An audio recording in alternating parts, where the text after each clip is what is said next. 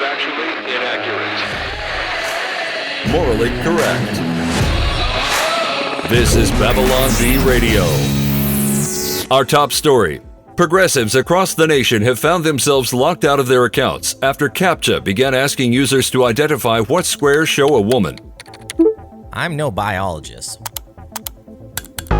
What kind of sick joke is this? Hundreds of thousands of online accounts have quickly become locked as liberals repeatedly failed the test designed to distinguish humans from robots. Thousands of customers have called asking what the secret is to recognizing a woman, said Bank of America executive Lacey Reynolds. I honestly don't know how to explain it in any simpler terms.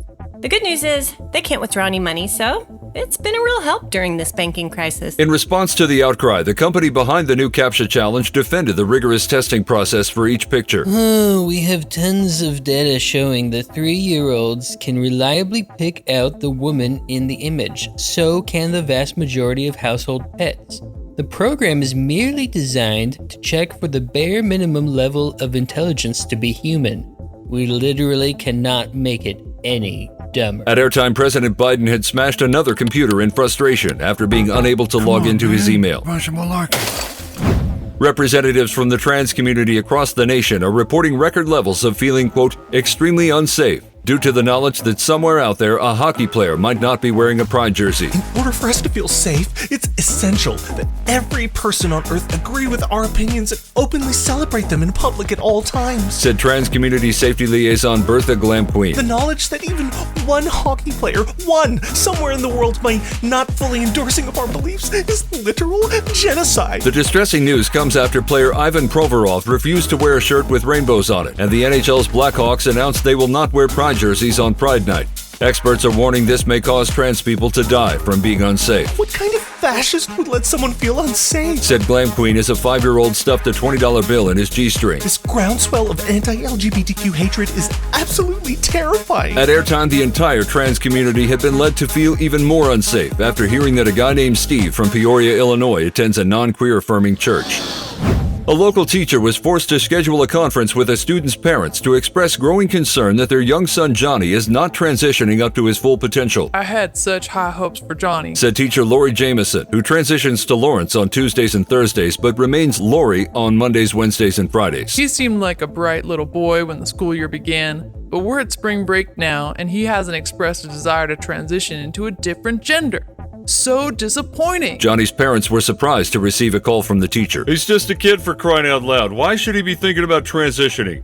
And why does his teacher Lawrence wear dresses 3 days a week? Even if Johnny is going to get his mind completely warped and damaged, I thought it would come much later, like high school. Expecting him to question his gender identity in kindergarten and preschool is a bit of a stretch. The teacher was not satisfied with the level of concern shown by Johnny's parents. If he doesn't start talking about turning into a girl soon, I'll have to start questioning my abilities as a school teacher, said Lawrence, who had now decided to be Lawrence on alternating Mondays. If I don't get this kid transitioned, who will? The teacher escalated the issue to the principal's office, where it was believed Johnny's parents would be forced to undergo gender sensitivity training.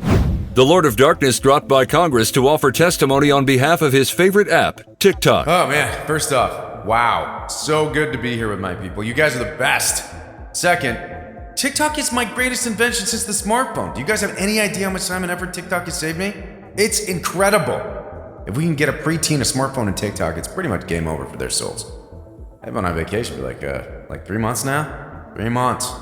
Don't ruin this for me. According to the father of lies, TikTok has never handed over personal information to a communist party that keeps citizens in concentration camps and murders dissenters. What? Sharing info with China? That's crazy talk. Okay. In fact, that sounds like some anti-Asian bias. Let's get some of that racial anger in the mix here, people.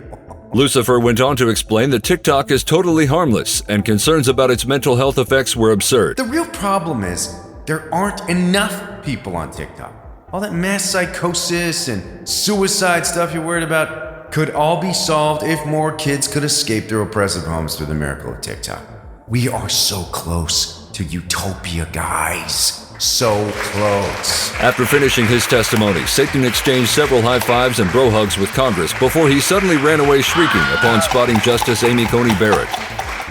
District Attorney Alvin Bragg is reportedly set to indict Donald Trump this week for the removal of a mattress tag back in 1997. According to sources, new evidence was discovered in the Mattress Tag cold case by a grizzled detective who utilized modern advances in forensic science to place former President Trump at the scene of the crime. We got him dead to rights, said Bragg in an unnecessary press conference. No one removes a mattress tag in my city and gets away with it. The mattress tag in question belonged to a Spring Air Conformafoam mattress from '97, which historians claim featured a warning label advising mattress tags to not be removed by penalty of law except by the consumer.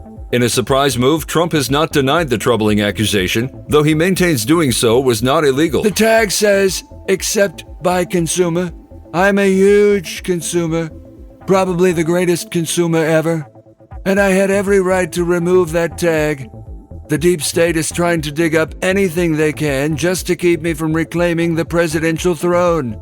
Witch hunt. Independent fact-checkers have rated Trump's claim a bald-faced lie, citing the fact that the president does not sit on a throne. Also, he is Trump, and that is bad. The fact-check article does not make mention of the mattress tag issue directly, but does note Trump broke both federal and international laws, probably.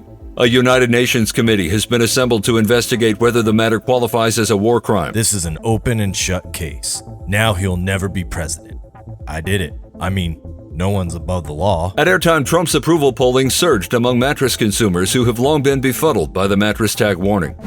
The reign of cable news giant Fox News may have come to an end after top brass made a possibly disastrous hiring decision, causing ratings for the nation's most popular news channel to plummet with the hiring of a non-blonde anchor with no cleavage. Are you from the makeup team? A confused Brett Baer asked his new non-blonde co-anchor during the opening segment of Special Report with Brett Baer. If you're from Snacks, I need more mustard pretzels. After being introduced to the odd new TV anchor, Fox News' Dana Perino reacted with a low hiss, and her ears flattened back in a threatening manner. Staffers quickly separated the two with snare poles.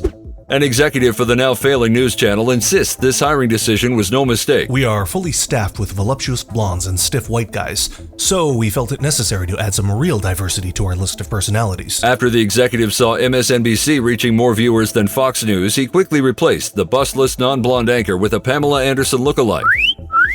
CNN managed to climb to the top of the cable news ratings after forcing all male news anchors to transition to female and wear blonde wigs. Gross. Passengers boarding American Airlines Flight 467 from Dallas to Chicago were welcomed by pilot Walter Carey, who quickly reassured them that he was not a diversity hire. We'd like to welcome everyone aboard today's flight to Chicago. I'm Captain Walter Carey, your pilot for this flight.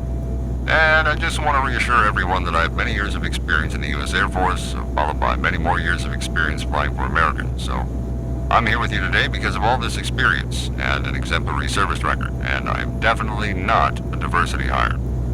We'll be cruising at an altitude of 34,000 feet, and we should be able to expect a smooth flight, which I can tell because I know how to read radar and weather reports, because I'm definitely an experienced pilot and not a diversity hire. Most passengers were visibly relieved to hear Captain Carey's background, but some, like traveler Glenn Larson, still seemed concerned. I mean, it's nice to hear all that, but why does he feel like he needs to keep telling us? I'm afraid he might be a diversity hire. Is he like trans or something? Is it too late to buy life insurance? Captain Carey further reassured passengers with the introduction of his co-pilot. Up here in the flight deck with me today is co-pilot Captain Beverly Johnson, who you may have noticed is a black female. Captain Johnson is also an experienced Air Force pilot, and it's just a happy coincidence that she also checks a lot of diversity boxes. So everybody settle in and enjoy our very capable and well-qualified crew on your flight to Seattle. I mean Chicago. Tensions rose between a local couple today after a woman texted her husband to ask him to pick up a mobile Target order for her on his way home from work, to which he replied, "Okay." Reports indicated she was not at all happy with the tone of his response.